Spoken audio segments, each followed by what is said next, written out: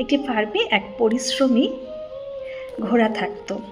সে সারাদিন পরিশ্রমের পরে তার বন্ধু গাধাকে এসে বলল, আজকে খুব পরিশ্রম হচ্ছে, কাল একটু বিশ্রাম নেব।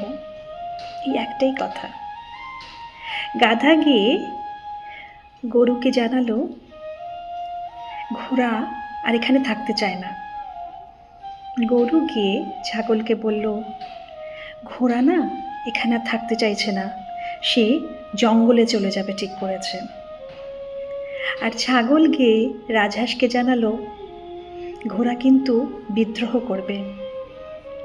রাজহাঁস মালিককে গিয়ে জানালো, ঘোড়া এই ফার্মে থাকতে চায় না, সে তোমার ক্ষতি করতে চায়।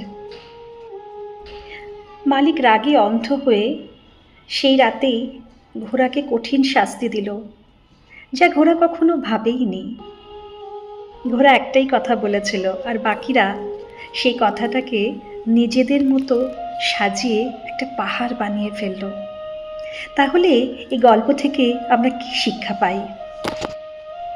সব কথা সবার কাছে বলা যায় না, কারণ ভুল মানুষ তোমার সত্যিকে ভুল ব্যাখ্যা করবে।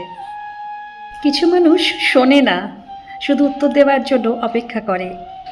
আর কিছু মানুষ বোঝে না, সে তোমাকে জাজ করার অপেক্ষায় থাকে। আর কিছু মানুষ হঠাৎই তোমার কথাকে এমনভাবে রূপ দেয় যা তুমি কখনোই বলনি। তাই কাউকে কিছু বলার আগে একটু ভেবে নিও, কারণ ভুল কান তোমার কথাকে ভুলভাবে ব্যাখ্যা করবে, যা তুমি নও।